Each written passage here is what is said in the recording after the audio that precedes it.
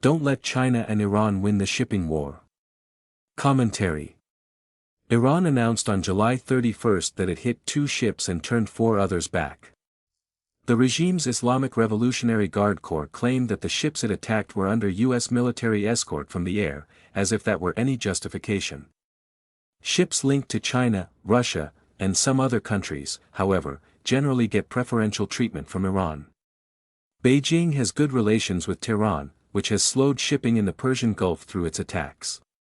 Beijing also has good relations with Tehran's Houthi proxies in Yemen, which have blockaded Saudi shipping and slowed much of the rest. China allegedly provides Iran with military material, including upcoming shipments of 400 shoulder-fired surface-to-air missile launchers, and perhaps in exchange, Chinese ships are usually exempt from attacks by Iran and its proxies.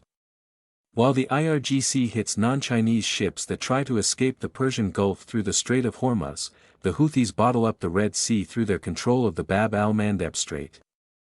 The IRGC and Houthis are both designated terrorist groups. The IRGC is openly seeking insurance payments, and the Houthis are allegedly considering charging fees for shipping in the region. Some Houthis believe that the closure of Hormuz quadrupled the value of Bab al-Mandeb. Iran is allegedly advising the Houthis on how to charge fees, and China has worked a deal with both groups to allow its shipping through. This rewards terrorism while giving a boost to China's already booming international shipping industry. The losers if Tehran and Beijing have their way are the United States, our allies, and democracy generally.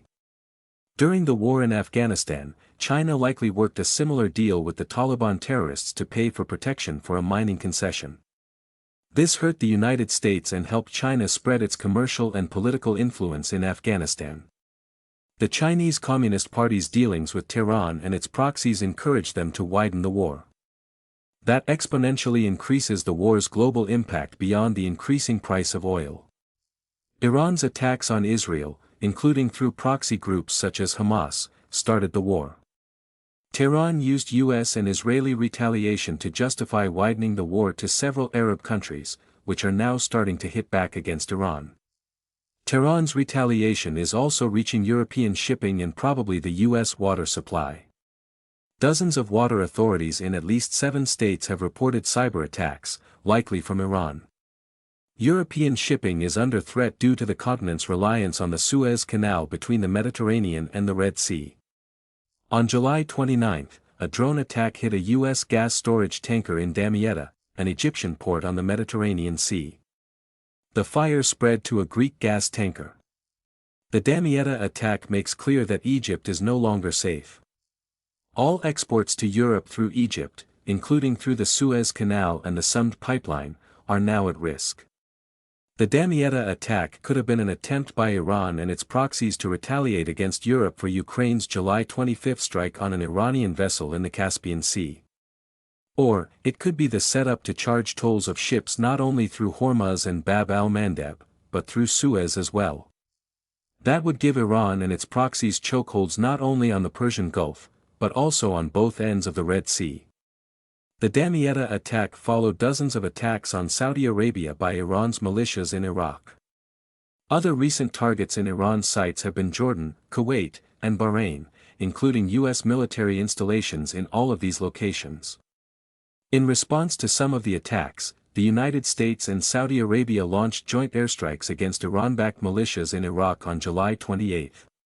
Iran and its proxy groups are attempting to control and toll Middle East shipping through chokeholds on the Straits of Hormuz and the Bab al-Mandeb. These straits can be used to control the Persian Gulf and Red Sea, respectively, effectively taxing most Arab oil exports. The Red Sea connects to the Mediterranean Sea via Egypt's Suez Canal. Control of the Bab al-Mandeb also gives the Houthis an opportunity to toll the Europe-Asia trade that transits the Suez. On July 29, the United States sanctioned 2 Iranian entities that offer insurance against Iranian attacks. As noted by the U.S. Treasury Department, the risks are created by Iran, and the entities accept cryptocurrency as payment. This is nothing less than robbery on the seas. To deter such criminality, U.S. sanctions have targeted more than 100 ships linked to Iran's shadow fleet, including many that deliver energy to China. Two Chinese supertankers loaded with Saudi oil exited the Red Sea through the Bab al-Mandeb Strait on July 23. The Bab al-Mandeb is under blockade by Iran-backed Houthi terrorists, who have imposed a maritime embargo on Saudi Arabia and launched recent attacks on tankers. The supertankers apparently benefited from the China-Houthi deal. Russia is also allegedly assisting Iran and the Houthis with satellite targeting intelligence. Global shipping difficulties, including rising prices since March, have prompted shippers not covered by China's Hormuz and Bab al-Mandeb deals to mitigate risk by using alternative routes, including the Suez Canal through Egypt. While maritime transport is still safer through the Suez, loads must be lighter to get through the canal. Some commodities can be trucked overland through Turkey, but this is more expensive than maritime shipping. Another mitigation strategy is forward storage near key markets, though building storage facilities could take a decade and is again expensive. The tolls that Iran is attempting to impose on global shipping through the Middle East put a drag on the global economy and amount to taxation without representation. Some ships are getting through the Strait of Hormuz by turning off their transponders to avoid detection by Iran. Ship-to-ship transfers also assist some shuttling of oil through the strait. The global shadow fleet that in the past ferried sanctioned Russian and Iranian oil to markets in China and India is now turning off its transponders to shuttle unsanctioned oil. Their cheaper ships improve their risk calculus.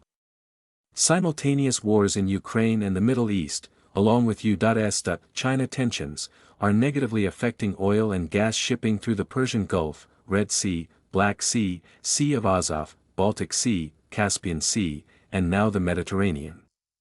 Conflict targeting energy shipping increases global energy prices, putting downward pressure on global economic growth.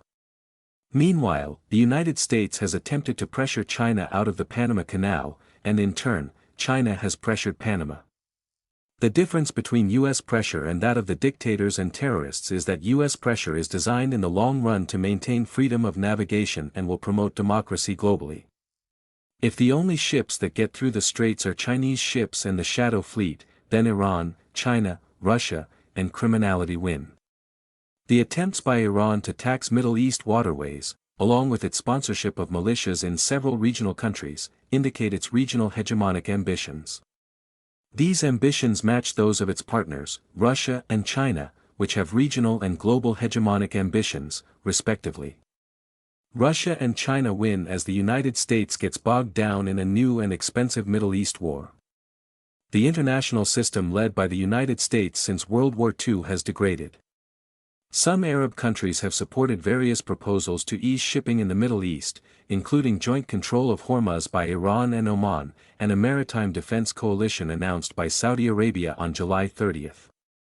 The Saudis want to lead the coalition and host its headquarters.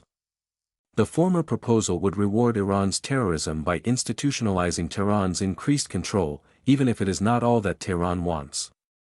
Tehran could use it as a wedge to get more in the future.